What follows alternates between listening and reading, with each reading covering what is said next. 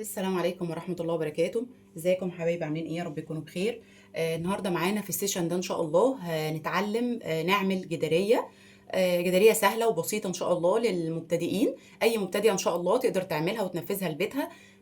فده كان هيبقى كده برضو دفعة حماسة ليها ان هي بس طبعا تكون متعلمة العقد من الفيديوهات اللي فاتت. تكون متعلمة كل العقد الأساسية بحيث ان هي تقدر بقى بعد كده ان شاء الله تعمل اي مشروع. تمام. نسمي بسم الله الرحمن الرحيم والصلاة والسلام على رسولنا الكريم صلى الله عليه وسلم. ونبدأ. أول حاجة هنا عندي جذع. الجذع ده 40 سنتي، جذع 40 سنتي. تمام. هنعلق عليه الأول في النص 12 فتلة. 12 فتلة أهي هعلقها بعقدة البداية.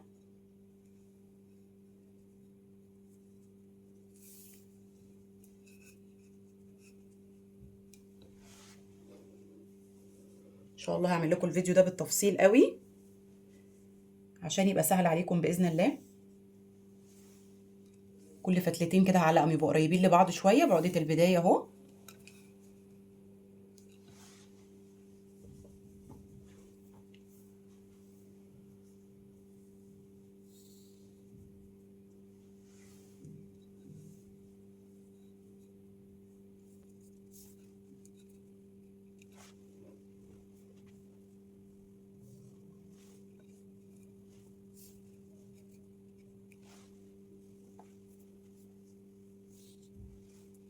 كل اتنين كده قربوا من بعض شوية. ركز برضو في حاجة مهمة جدا بالنسبة لما أكون مثلا شغالة على جذع أو على خشبة. تمام. لازم أقيس إيه؟ أنا دلوقتي دي 40 سنتي كلها، المفروض النص بتاعها كام؟ 20. 20 يعني المفروض أنا 12 فتلة أعلق 6 يمين و6 شمال. تمام؟ عشان تبقى الشغل بتاعي يبقى مظبوط. دي برضو تركاية مهمة جدا في الشغل بتاعنا بحيث المقاسات تبقى مظبوطة.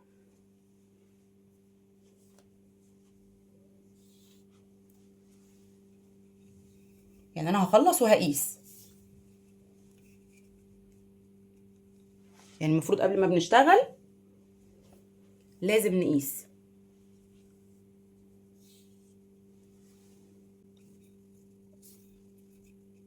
اهو.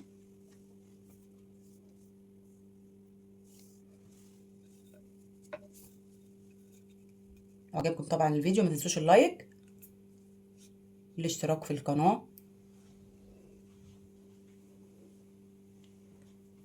عشان يوصلكم كل جديد بإذن الله.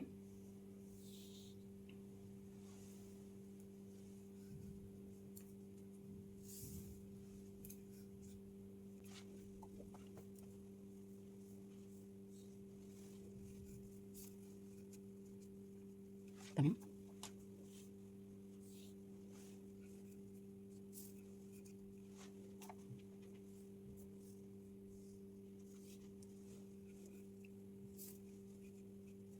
احاول بقى اظبطهم واقيس اشوف المقاسات مظبوطه ولا لا.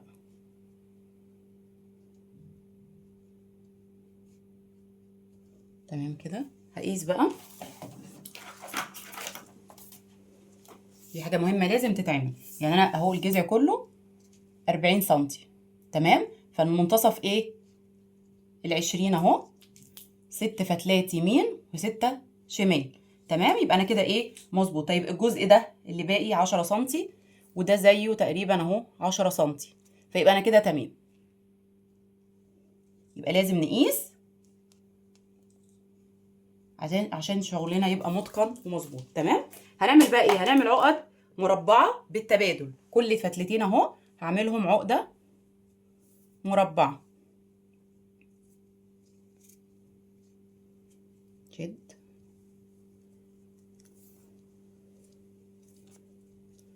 طبعا شرحها في التفصيل بالتفصيل في الفيديوهات اللي فاتت اهو.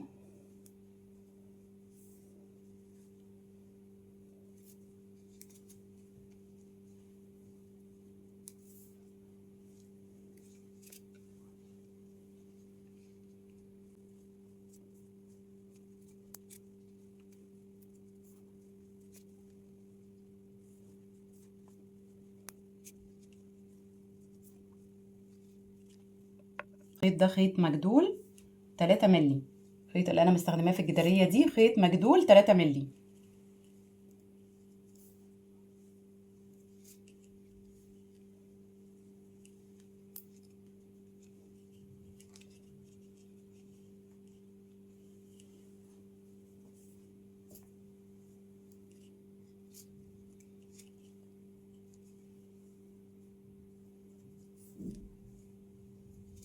بعد كده هنعمل ايه؟ هنعمل عقدة مربعة بالتبادل. ناخد فتلتين من هنا وفتلتين من هنا ونعملهم. هنسيب الفتلتين اللي على الطرف هنا وهنعمل عقد مربع. هنسيب طبعا فاصل ما بينهم. تمام. طبعا زي ما احنا قلنا باسطمبة، سواء كرتون، بالمزورة، بأي حاجة، بمسطرة، مسطرة القياس، اي حاجة. بس انا هعملها بالنظر كده اهو. تقريبا هسيب يعني سنتي او لا سنتي ونص كده اهو. كلهم نفس الوضع. هاخد فتلتين من العقدة المربعة دي وفتلتين من العقدة المربعة دي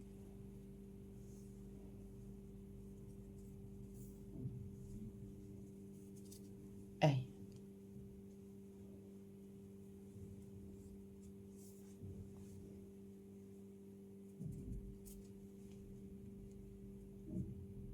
تمام كده.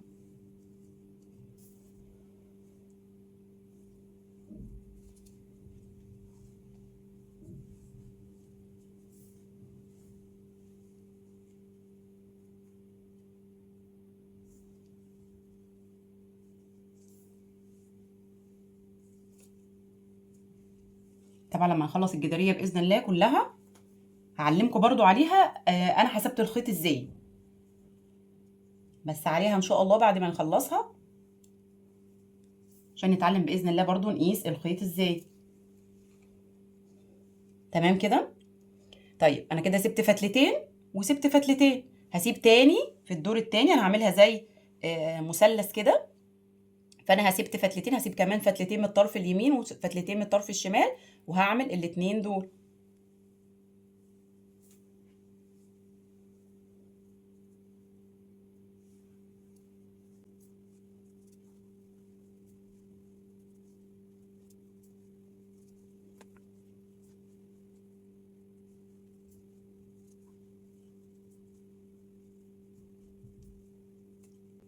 تمام كده. هسيب برضو فتلتين الدور اللي بعد كده، واسيب فتلتين يمين وفتلتين شمال، وبعد كده اكمل.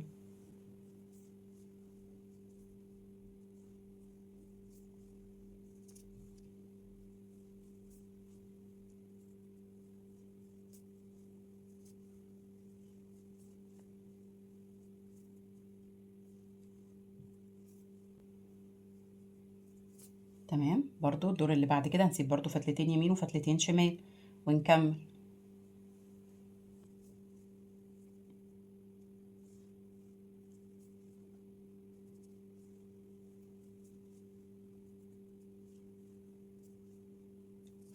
اخر حاجه برضو هنسيب فتلتين يمين وشمال، اعمل اخر واحده.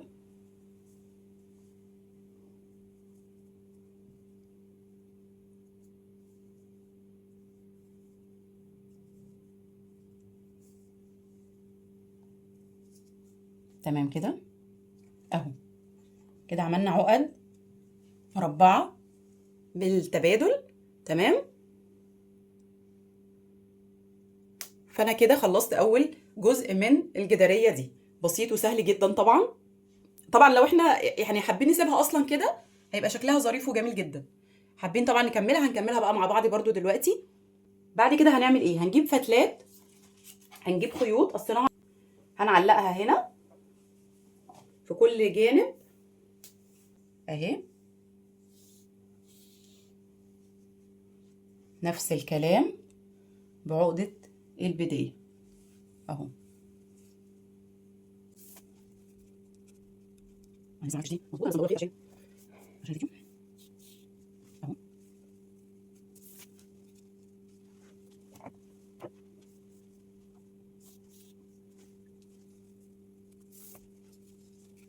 كده كده بس عشان تبقى مظبوطة.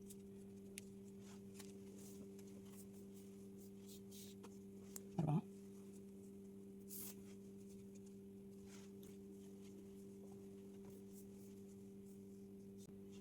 علقت هنا في الجنب بقى اليمين هنا والجنب الشمال هعلق 4 فتلات 4 خيوط.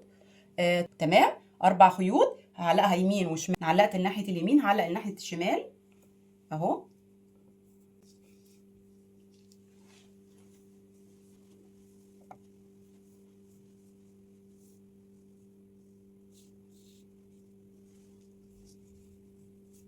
لا برضه عقدة البداية.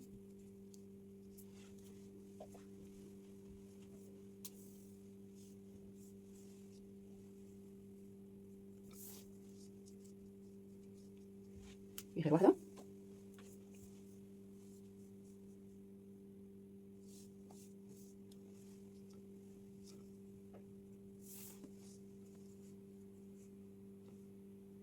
تمام كده. طيب هعمل ايه بقى؟ هنعمل معينات، هنعمل بالاربع خيوط دول هعمل معينات. تمام، هجيب اول 4 فتلات اهو، هقسمهم طبعا، دول اهم فتلتين يمين وفتلتين شمال. تمام، هاخد بقى الفتلتين اللي في النص، واحده من دي اهي وواحده من دي اهي، هشتغل عليها كده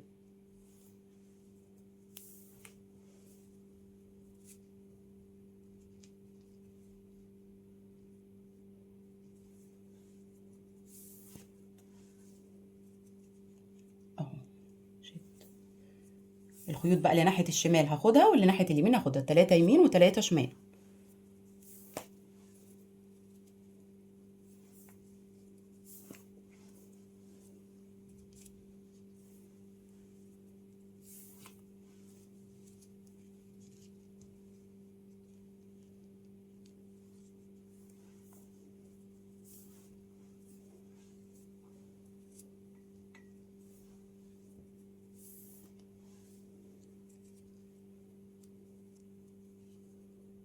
ناخد بقى اهو، ده هيبقى الخيط الثابت، وهناخد 3 فتلات الشمال، اليمين قصدي. خدنا الشمال هنعمل اليمين.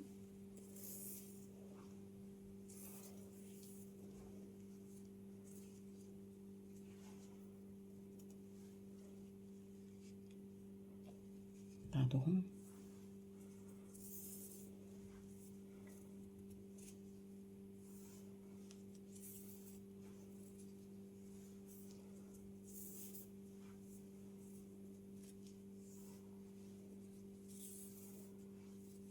تمام. الشكل بقى الداخلي اللي جوه المعين يا ترى هنعمله ايه بقى؟ ممكن مثلا نعمل كل معين شكل مختلف، كل معين ممكن نعمله شكل مختلف. ممكن هنا نعمل ايه بقى؟ ممكن ناخد الخيوط كده بالعكس كده. تمام، ده شكل برضو معين. هناخد يعني بدل ما هناخد من هنا كده الخيط كده بالترتيب، لا هنعكس، هناخد اللي في النص الاول وبعدين اللي وراها وبعدين اللي وراها. تمام، ده برضو اللي هيبقى الخيط الثابت، يعني ده هيبقى فوق اهو وده تحت، وهنشتغلها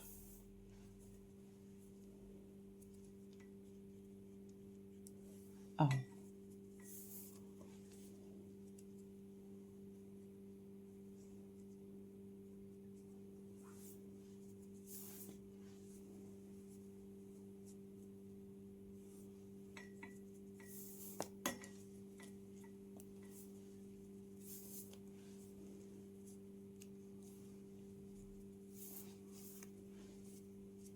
تمام اهو، برضو هنا ادي الخيط الثابت، هناخد اللي في النص الاول.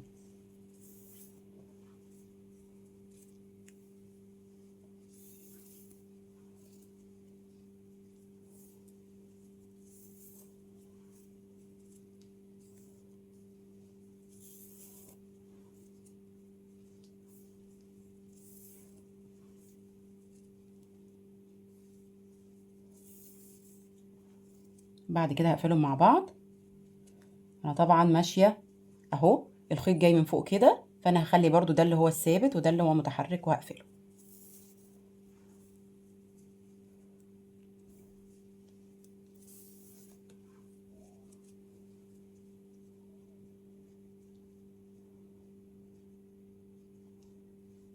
تمام، كمل بقى برضو، ادي الخيط الثابت هنكمل التلاتة يمين وتلاتة شمال.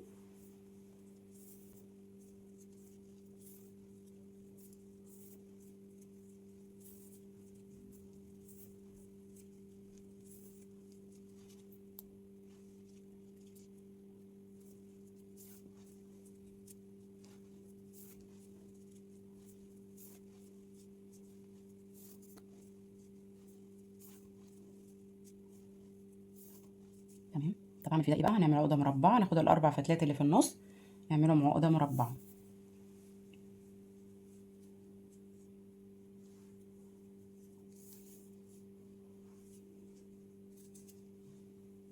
نقفل معين.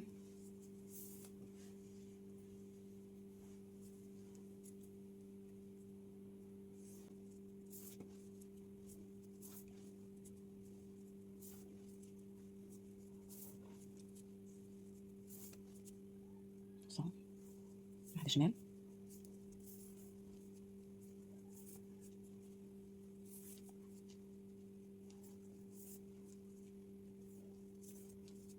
برضه هيبقى ثابت زي المتحرك. تمام كده. معينين تمام هنا اهو، معين بالشكل ده ومعين بالشكل ده. هنكرر نفس المعينات دي تاني، يعني كل مرة هنعمل بالتبادل، مرة ده ومرة الشكل ده. فهنعمل دلوقتي الدور على الشكل ده. تمام. هناخد الخيط الثابت وهنعمل عليه 3 خيوط من اتجاه اليمين و3 خيوط من اتجاه الشمال.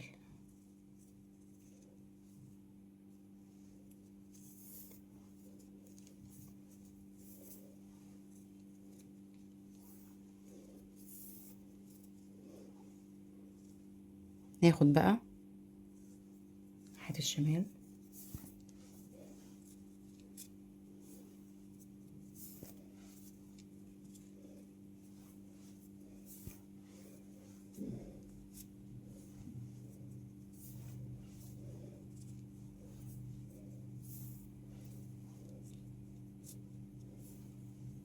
هسيب لكم برضو كل المقاسات في صندوق الوصف.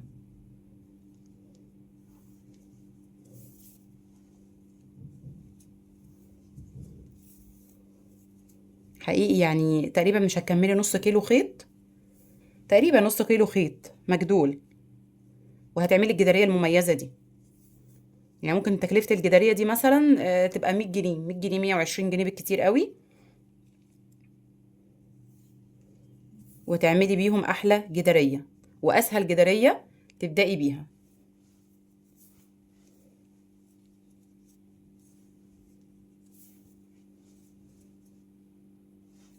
ناخد الخيوط من جوه لبره، نلفها على الخيط الثابت من جوه لبره.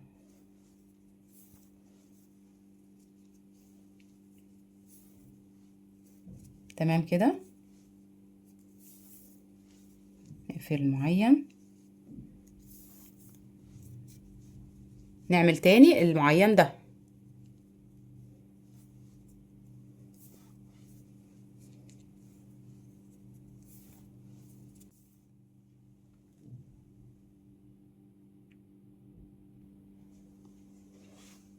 كمل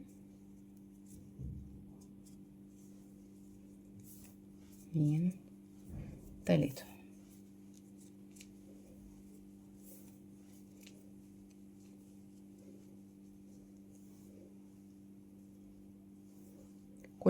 كل كده جانب 3 فتلات عشان ما نتلخبطش دايما في الشغل، عشان ما نتلخبطش برضو نخلي بالنا فين الخيط الثابت والخيوط المتحركة. يعني في كل مرة نعدهم، مفيش مشكلة خالص ان احنا نعد عشان ما نتلخبطش.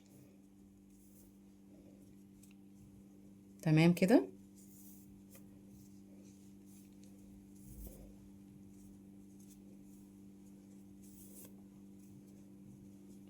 نعمل عقدة مربعة في الاربع الخيوط اللي في النص،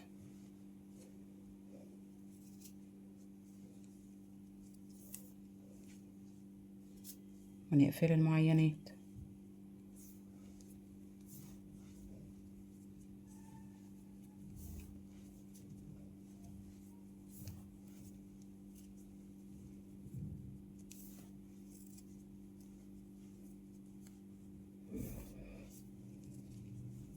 تمام. ناحية الشمال.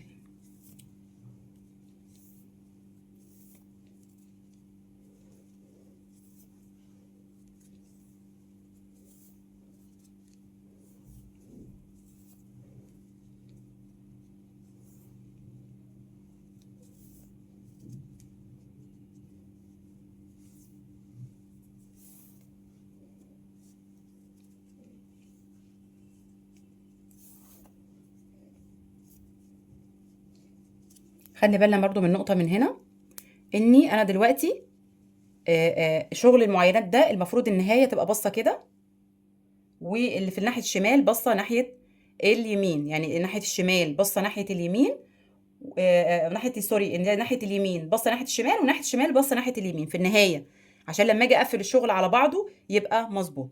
تمام كده، انا كده عملت 4 معاينات، عملت 4 معاينات، المفروض ان انا هوصل الشغل لهنا، فهو كده تمام مظبوط.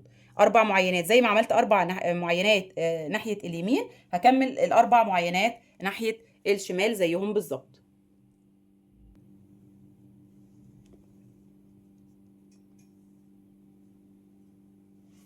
كده انا خلصت الجزء الشمال اللي هو الجانب الشمال. تمام، هعمل ايه بقى؟ هجيب كده هنا هتلاقي فيه 3 فتلات هنا من الناحية اليمين، فانا هاخد الخيط الثابت ده اطلع من عليه ال3 دول بعقدة مزدوجة اهو.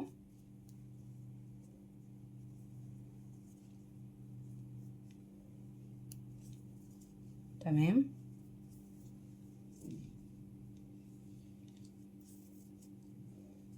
والناحية التانية برضو ادي الخيط الثابت، ومن اللي في الاتجاه ده هطلع ال3 خيوط دول.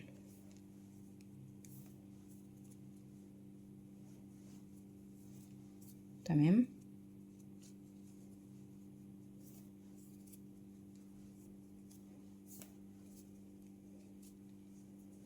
بعد كده الخيط ده بقى مع الخيط ده كده هيجوا هنا كده، وهخلي واحد فيهم ثابت وواحد المتحرك اهو.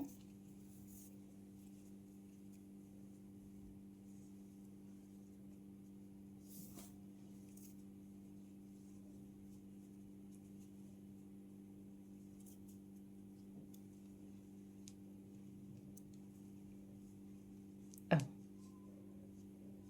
تمام كده، كده ربطتهم وعلقتهم ببعض. كده تقريبا يعتبر الجدارية خلصت. هنا ان شاء الله هعلق بس شرشوبة. هنعلق بقى الخيوط اللي في الأجناب. تمام، انا قصيت كده خيوط على 80 سنتي. تمام، هعلقها بقى في الفراغات اللي زي دي. تمام، دي كده اهو في كل واحده بنعلق فتلتين 3 على حسب ما انا عايزه الكثافه بتاعه الشغل عامل ايه. اهو مثلا بعملها بعقده بدايه على على الخيط نفسه ده اهو.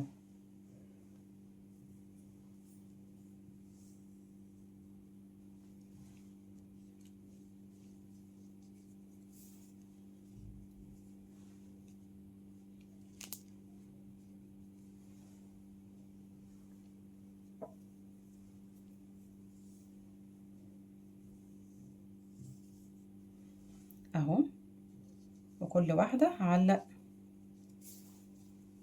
فتلتين.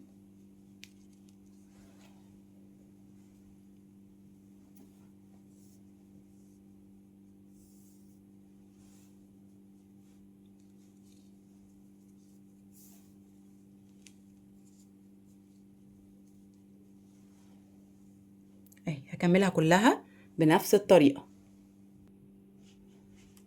كده خلاص علقنا كل الخيوط. تمام، هعمل ايه بقى؟ هعلق بقى هنا اهي، عملت شرشوبه دي.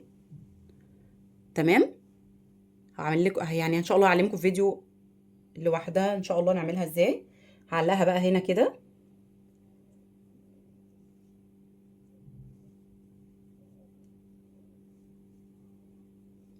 اهي.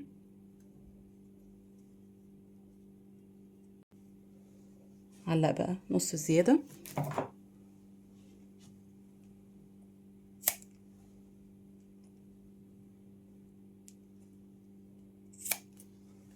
تمام كده.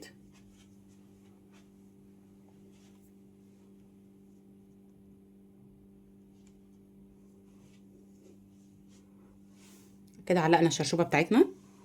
طبعا الحاجات دي بتدي شكل جمالي حلو قوي للشغل المكرميه. تمام، هنعمل ايه بقى دلوقتي؟ اخر حاجه اخر خطوه هنقص المكرميه. هنقص كده. طبعا القص ده برضو حريه، يعني انا عايزه اعمل مثلا كيرف، عايزاها تبقى متساويه، يعني انا ببقى عايزاها ازاي. انا طبعا برضو عشان انا يعني خلاص بقيت اعرف اقص بالنظره كده من غير قياس، بس طبعا عشان يعني المبتدئه يا ريت الافضل تقيس طبعا، افضل كتير ان هي تقيس عشان الشغل يطلع مظبوط تمام.